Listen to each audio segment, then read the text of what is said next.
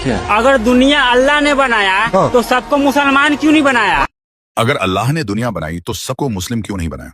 ये सवाल थोड़ा लॉजिकली सोचो तो पता चलता है कि ये सवाल इस्लाम के खिलाफ नहीं बल्कि हर क्रिएटर बेस्ड रिलीजन के सामने खड़ा होता है। अगर तुम कहते हो अगर अल्लाह ने दुनिया बनाई है तो अल्लाह ने सबको मुस्लिम क्यों नहीं बनाया, तो यही सवाल फिर हिंदू धर्म से भी पूछा जा सकता है।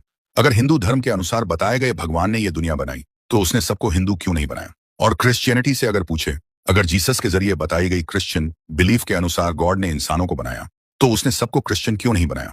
यानी सिर्फ इस्लाम से यह सवाल करना लॉजिकली फेयर नहीं है। अब असली बात समझो, अल्लाह ने इंसान को सिर्फ पैदा नहीं किया बल्कि उसे चॉइस और रीजन भी दिया। अगर अल्लाह चाहता कि दुनिया में हर इंसान ऑटोमेटिकली मुस्लिम ही पैदा हो तो ऐसा करना उसके लिए बिल्कुल मुश्किल नहीं था।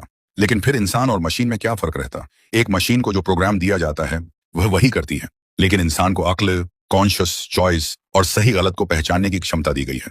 इसलिए दुनिया को एग्जाम हॉल की तरह समझो।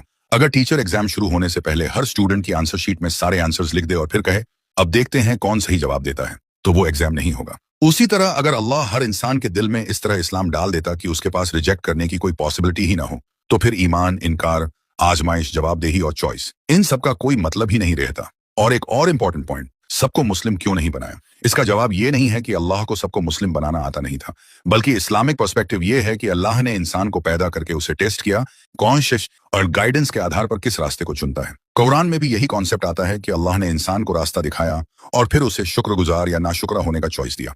तो सवाल ये नहीं होना चाहिए अल्लाह ने सबको मुस्लिम क्यों नहीं बनाया, बल्कि असली सवाल होना चाहिए अगर अल्लाह ने हमें चॉइस दी है, गाइडेंस दी है और फिर हमारे चॉइसेस के आधार पर अकाउंटेबिलिटी रखी है, तो हम उस गाइडेंस के साथ क्या कर रहे हैं?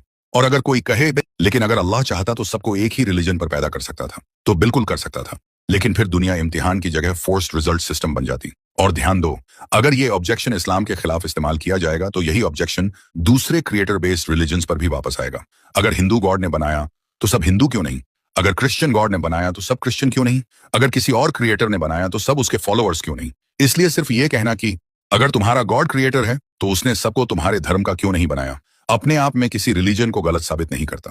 पहले यह साबित करना पड़ेगा कि क्रिएटर का इंसानों को चॉइस देना लॉजिकली इम्पॉसिबल या कॉन्ट्रडिक्टरी है, और वो साबित करना आसान नहीं है, क्योंकि किसी को पैदा करना और किसी को मजबूर करके अपने रास्ते पर चलाना ये दो अलग अलग चीजें हैं।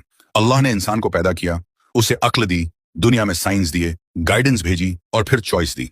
अब सवाल यह नहीं कि सब मुस्लिम क्यों नहीं है, सवाल यह है कि जब इंसान को चूज करने की आजादी दी गई उसने ट्रूथ की तलाश कितनी ईमानदारी से की और ट्रूथ को अपनाया या नहीं।